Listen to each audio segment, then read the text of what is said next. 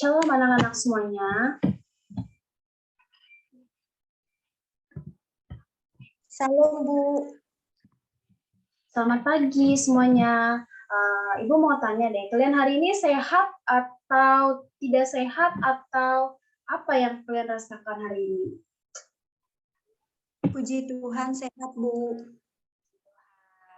Oke, sebelum kita membahas tentang dampak dari hidup beriman dan pengharapan, pertama-tama kita berdoa dulu ya, minta bimbingan dari Tuhan untuk kita dimampukan dalam memahami setiap materi hari ini. Oke, Ibu minta untuk Gina Veronica memimpin kita dalam doa.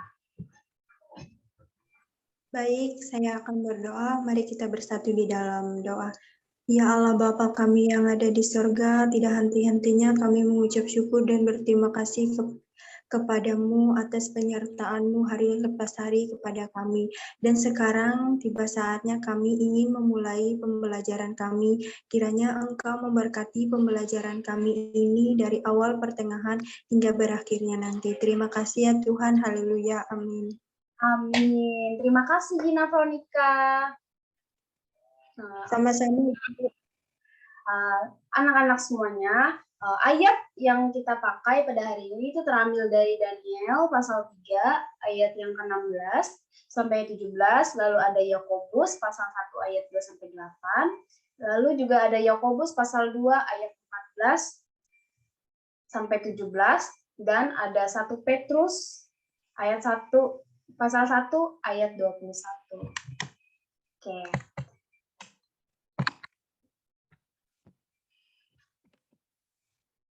Nah, di sini Ibu ada pengertian iman dan pengharapan. Jadi di sini yang Ibu dapat dari Kamus Besar Bahasa Indonesia, makna dari iman itu adalah kepercayaan atau yang berkenaan dengan agama atau keyakinan dan juga kepercayaan kepada Allah. Lalu di sini arti kata dari pengharapan adalah harapan akan sesuatu dan berharap akan persatuan kepada ilahi dan juga kebahagiaan abadi. Nah, Ibu mau tanya deh sama kalian, menurut kalian pribadi, apa sih makna iman menurut kalian? Dan apa sih makna pengharapan bagi kalian pribadi? Atau pemahaman kalian mengenai makna iman dan pengharapan ini? Oke? Ada yang mau coba?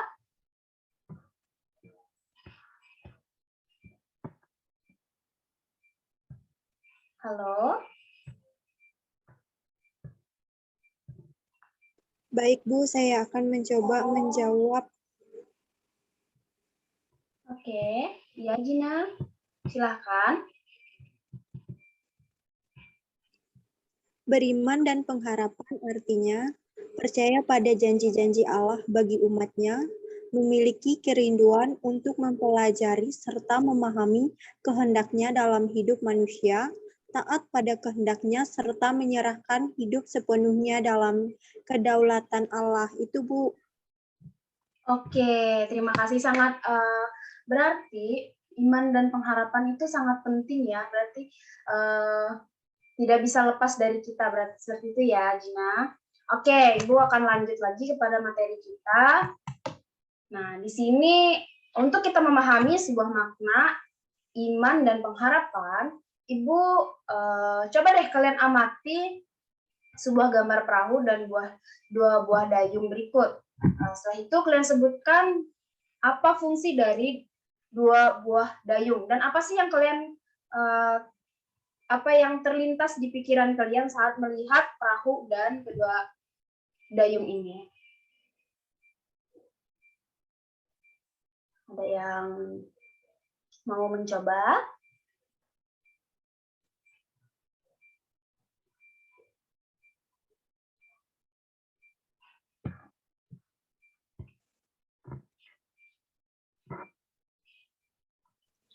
Ibu, saya akan mencoba menjawab. Ya, Kak, silakan.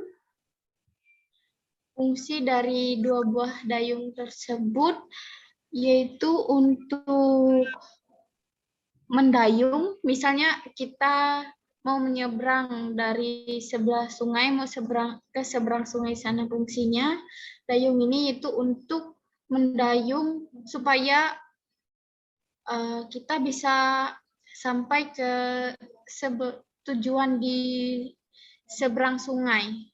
Begitu, Bu, menurut saya. Oke, terima kasih ya. Tidak salah, benar sekali. Bahwa fungsi dari kedua buah dayung ini adalah sebagai penggerak perahu atau sebagai pendayung untuk kita bisa mencapai tujuan, begitu ya. Oke, nah, jika kita sangkut pautkan dengan kehidupan kita sekarang, nah fungsi iman dan pengharapan itu juga diibaratkan seperti sebuah perahu dan dua buah dayung ini. Jadi jika tidak ada iman dan pengharapan, apa yang akan terjadi pada hidup kita? Hidup kita akan luntang-lantung, tidak memiliki jalan, ya, seperti itu. Nah, sama halnya dengan dayung dan perahu ini. Jika dayungnya hilang atau hanyut, maka yang akan terjadi pada perahu, apa yang akan terjadi pada perahu itu jika dayungnya tidak ada? Dia akan terombang-ambing kan di tengah air sungai ataupun danau, dan pada akhirnya dapat terdampar ataupun tenggelam.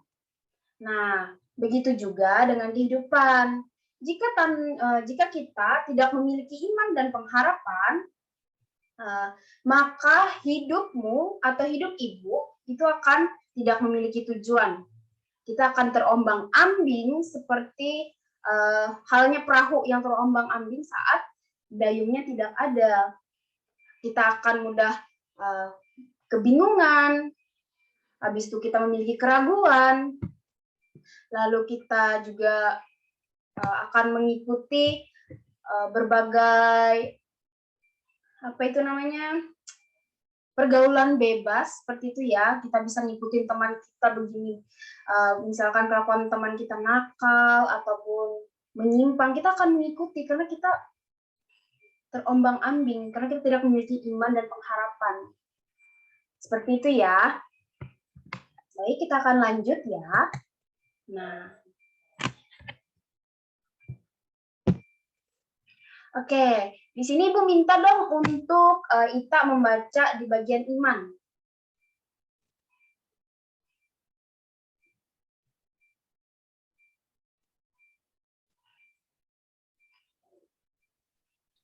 Baik, Ibu. Iman merupakan dari dalam perjanjian lama yang berarti berpegang teguh. Beriman berarti berpegang teguh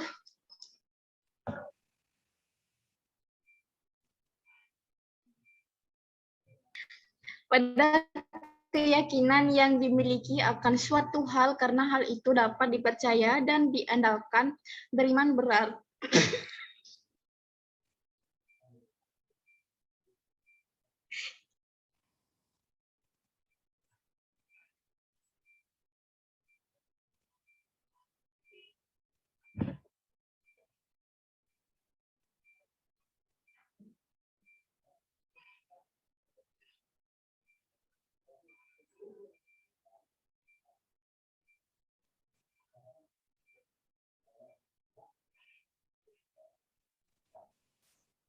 baik, Ibu, saya akan mengulang. Kata iman berasal dari dalam perjanjian lama yang berarti berpegang teguh. Beriman berarti berpegang teguh pada keyakinan yang dimiliki akan suatu hal karena hal itu dapat dipercaya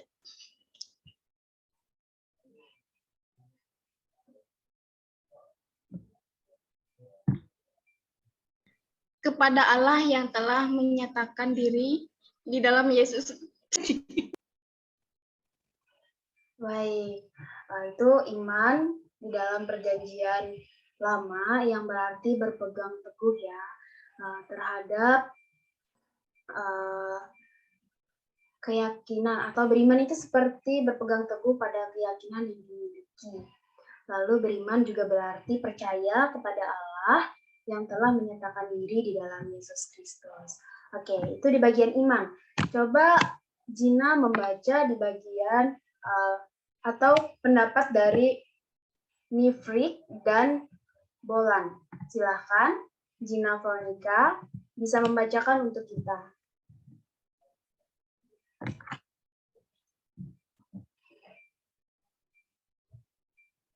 Baik, saya akan membacakan menurut Nifrik dan beriman berarti mengenal dan mengetahui tentang Allah yang telah membebaskan atau memerdekakan manusia melalui Yesus Kristus.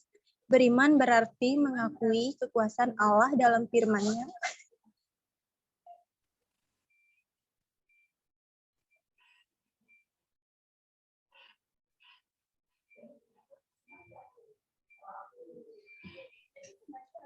Dalam kehidupan, dan karena itu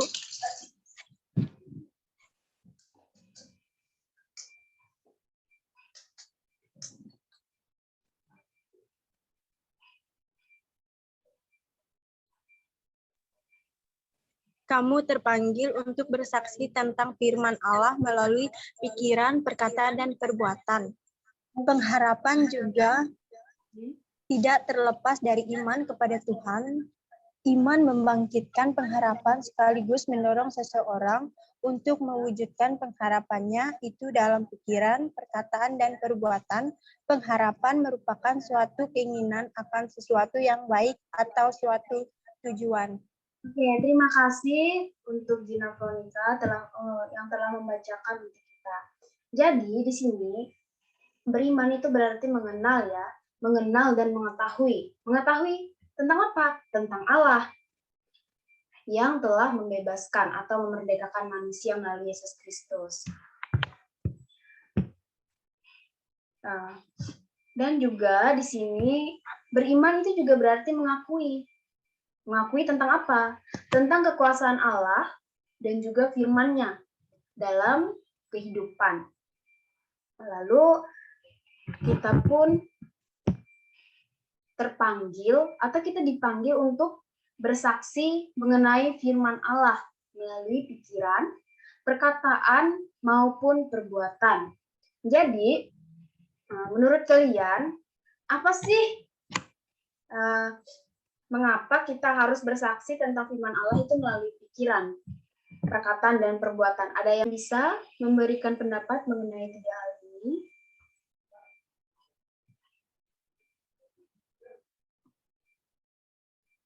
Bersaksi tentang firman Allah melalui pikiran, perkataan, dan perbuatan.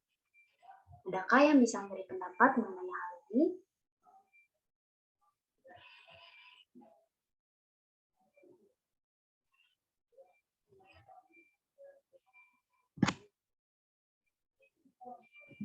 Contohnya, Kak Bu? Nggak memberi pendapat misalkan, ya bisa juga seperti contoh, atau alasan mengapa harus memberitakan atau bersaksi mengenai firman Allah itu harus melalui pikiran, perkataan, dan perbuatan.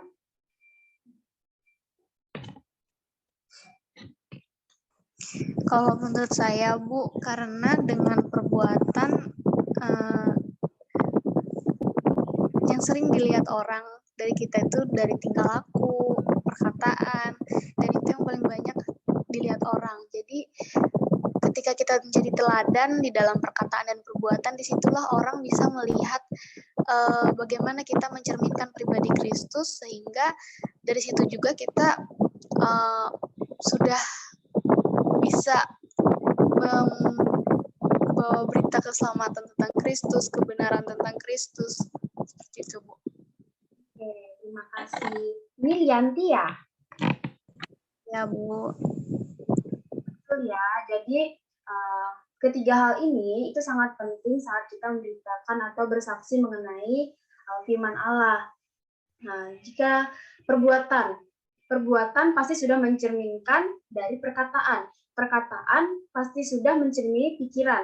Jadi ketiga hal ini itu sangat berkaitan ya, sangat penting sekali. Jadi kita seperti halnya kita berpikir, kita memiliki pikiran yang baik dan sehat, atau kita berpikir tentang apa yang akan kita sampaikan untuk orang-orang yang ingin kita berikan pencerahan tentang firman Tuhan. Lalu perkataan yang akan kita keluarkan. Nah, karena kita setelah memikirkan apa yang akan kita katakan, itulah perkataan yang dikeluarkan melalui yang sudah kita pikirkan seperti itu ya. Dan perbuatan itu sudah mencerminkan dari perkataan seperti itu. Nah, jika lalu di sini ada pengharapan juga tidak terlepas dari iman kepada Tuhan.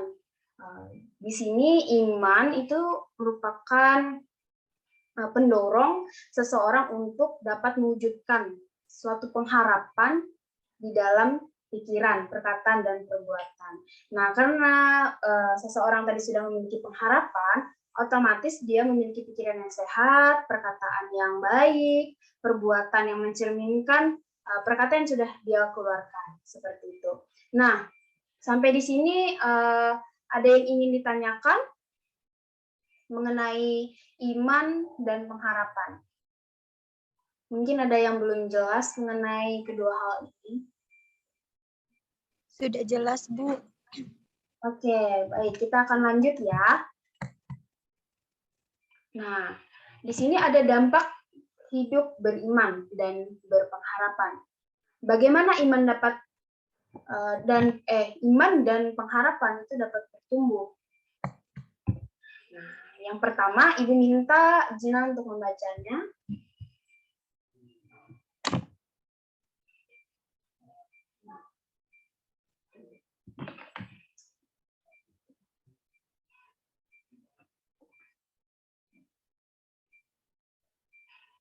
Atau siapa yang ingin membaca? Ibu persilahkan.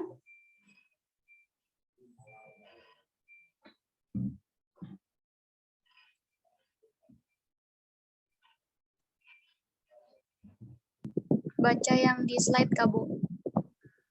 Bagian iman.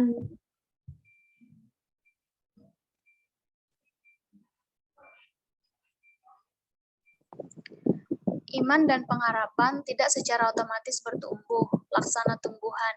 Ia membutuhkan pupuk untuk bertumbuh, yaitu ibadah, berdoa, dan membaca Alkitab secara teratur dan terarah. Nah, jadi iman dan pengharapan itu tidak otomatis ya bertumbuh, melainkan kita harus selalu memberi pupuk setiap harinya dengan cara apa? Kita beribadah, berdoa, dan juga membaca Alkitab secara teratur. Nah, jadi Ibu mau sedikit memberi kesempatan pada kalian untuk sharing mengenai cara kalian untuk bertumbuh dan juga memiliki pengharapan. Apakah kalian sudah melakukan seperti berdoa setiap hari, membaca Alkitab setiap hari, atau mengikuti ibadah di hari-hari tertentu, atau tidak pernah mengikuti atau tidak pernah melakukan semua ini, seperti ibadah, berdoa, membaca Alkitab, seperti itu.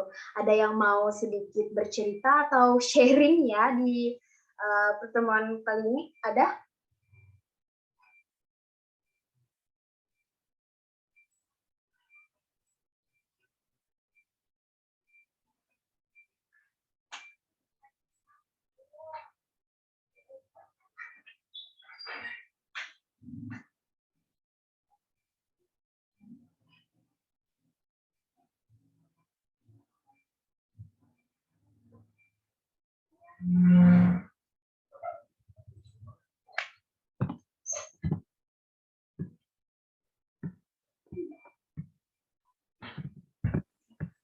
Kalau saya, Bu, berdoa sebelum makan dan sebelum tidur, Bu. Kalau beribadah itu hari Sabtu karena ibadah pemuda dan hari Minggu, Bu. Kalau baca firman Tuhan itu kadang-kadang, Bu. Oke, Menurut Gina Veronica, apakah imanmu sudah bertumbuh? Jika kamu membaca Alkitab jarang, kata kamu jarang, dan kamu berdoa pun pada saat makan atau seperti ada gimana nih, hal-hal tertentu saja kamu saat berdoa. Apakah menurut Gina pribadi itu sudah bisa untuk menumbuhkan iman dan pengharapanmu? Belum, Bu, masih belum. Jadi apa yang akan kamu lakukan jika itu kamu anggap belum? Saya akan lebih sering membaca firman Tuhan, berdoa, mendekatkan diri kepada Tuhan, Bu. Ya, jadi seperti itu ya, Gina. Jadi kamu harus bisa membaca Alkitab. Kamu harus bisa mengubah pola kebiasaanmu untuk saat ini agar iman dan pengharapanmu itu dapat bertumbuh. Jadi kamu harus bisa atau kamu kasih waktu 15 menit untuk membaca Alkitab, lalu berdoa dan beribadah. Beribadah juga sangat penting ya, karena kita di situ ibadah itu kan merupakan tempat di mana orang-orang beriman berkumpul. Jadi kamu akan memiliki sedikit semangat untuk beribadah. Seperti itu ya, Gina. Oke.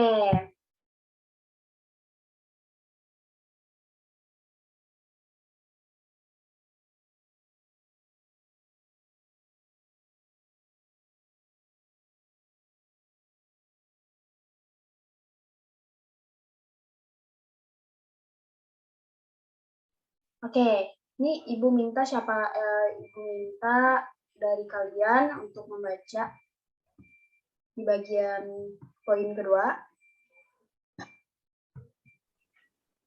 Mintalah Roh Kudus membantu menerangi akal budi kamu supaya dapat memahami isi Alkitab dengan baik.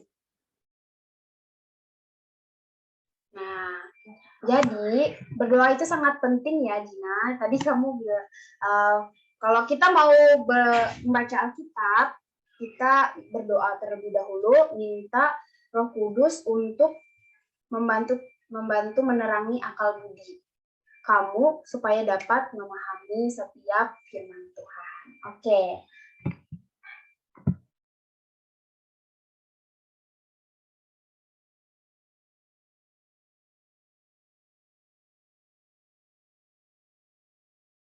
Nah, di sini ada yang mau membaca lagi buat kita? Kamu membutuhkan bimbingan dalam memahami isi Alkitab. Kamu dapat membaca Alkitab secara pribadi dan mengikuti kelompok pemahaman Alkitab. Kamu dapat minta bimbingan dari pendeta, majelis jemaat, ataupun orang tua kamu. Oke, terima kasih, Gina. Sama-sama. Jadi di sini kamu, misalkan kamu ataupun teman-temanmu yang lain, pada saat kalian mau memahami tentang Alkitab, kalian sangat membutuhkan sebuah bimbingan selama kalian ingin memahami isi Alkitab. Nah, itu entah kamu dapat membaca secara pribadi ataupun dengan mengikuti kelompok pemahaman Alkitab. Lalu kamu juga bisa minta bimbingan dari pendeta, majelis jemaat, maupun kedua orang tuamu. Begitu ya.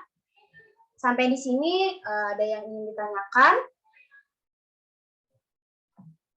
Tidak ada, Bu. Baik, kita akan lanjut ya. Nah, di sini banyak sekali tanda-tanda yang kita dapat di sepanjang penjelasan Alkitab mengenai dampak dari hidup beriman dan berpengharapan. Yang pertama ini terdapat dari Yeremia pasal 17 ayat 5 sampai 6. Di situ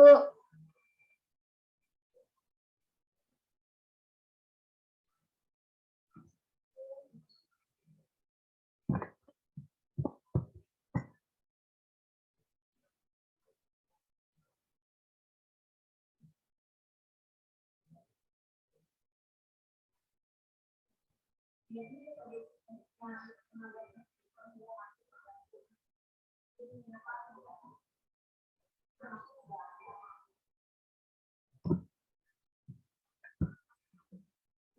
Ibu akan bacakan ya Yeremia pasal 17 ayat 5 sampai 6. Beginilah firman Tuhan, terkutuklah orang yang mengandalkan manusia, yang mengandalkan kekuatannya sendiri, dan yang hatinya menjauh daripada Tuhan.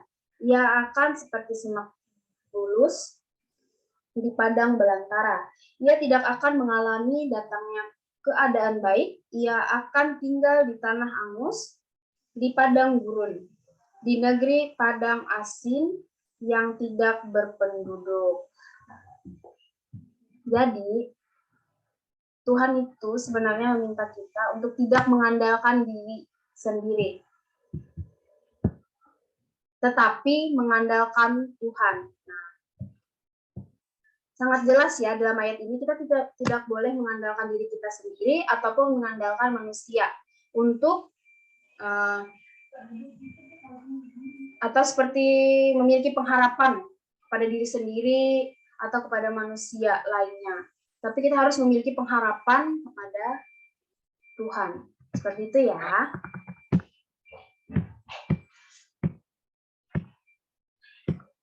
Lalu di sini juga ada surat Yeremia.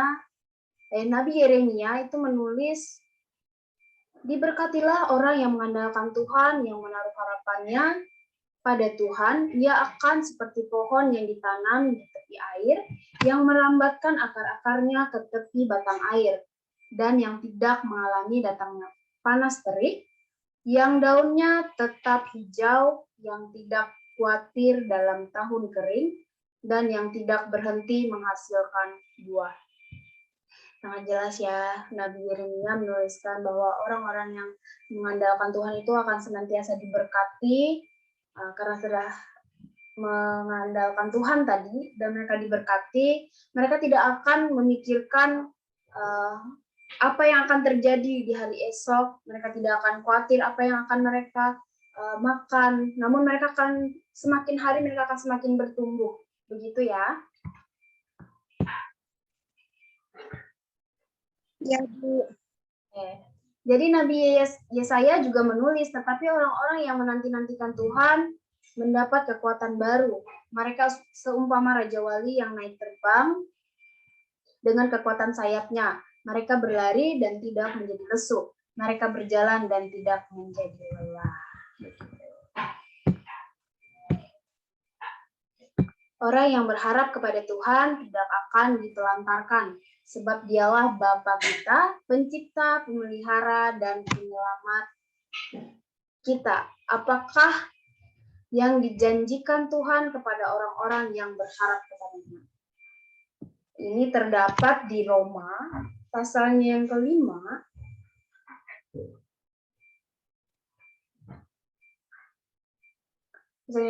ayat 5.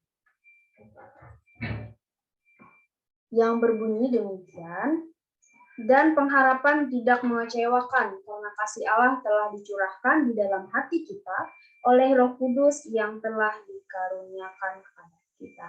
Nah, jadi yang dijanjikan Tuhan kepada orang-orang yang berharap kepadanya itu adalah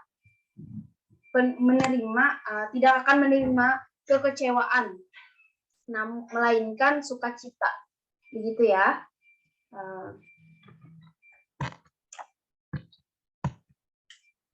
Lalu memperoleh berkat darinya.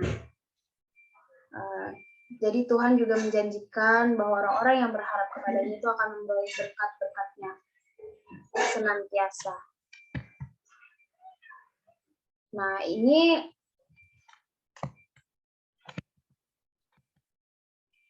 jadi Ibu mau minta pada kalian, ini kesimpulan yang Ibu buat.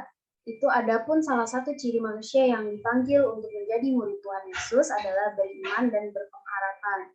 Iman dan pengharapan laksana mesin yang akan menghidupkan perjalanan hidup kamu, supaya kamu bertumbuh dalam iman dan pengharapan. Maka kamu membutuhkan bimbingan dan arahan dari Allah melalui ibadah, berdoa, dan membaca Alkitab secara teratur. Oke, materi kita sampai di situ. Jadi, karena waktu kita sangat sedikit ya, tinggal 5 menit lagi, Ibu mau minta kalian untuk memberikan kesimpulan kesimpulan pribadi kalian mengenai materi kita hari ini, atau pendapat kalian mengenai materi hari ini.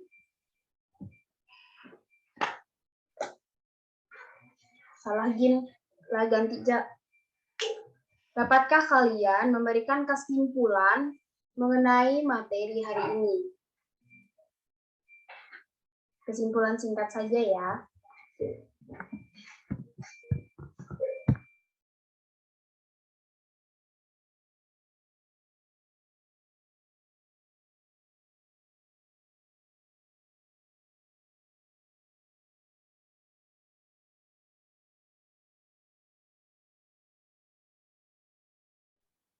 Kalau saya, Bu.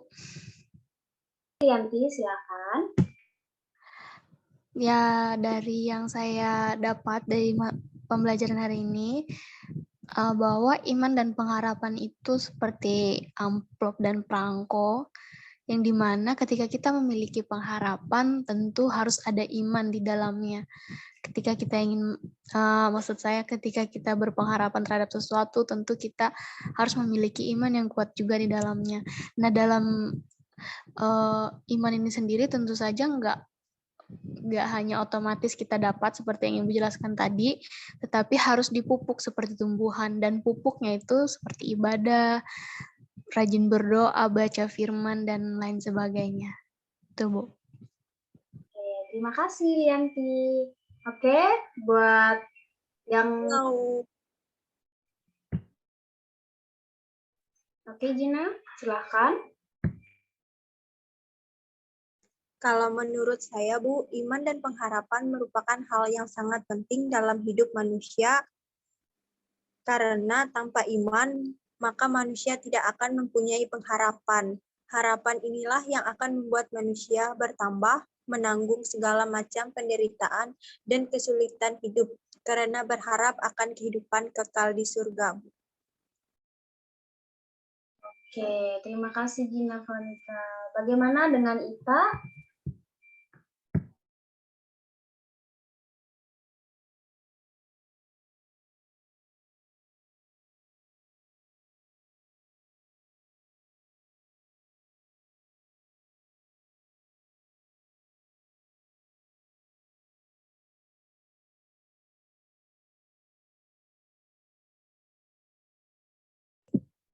Oke, sepertinya Ita tidak mendengar. Oke, baik. Sampai di sini ya materi kita pada hari ini. Ibu akan memberikan tugas untuk kalian, yaitu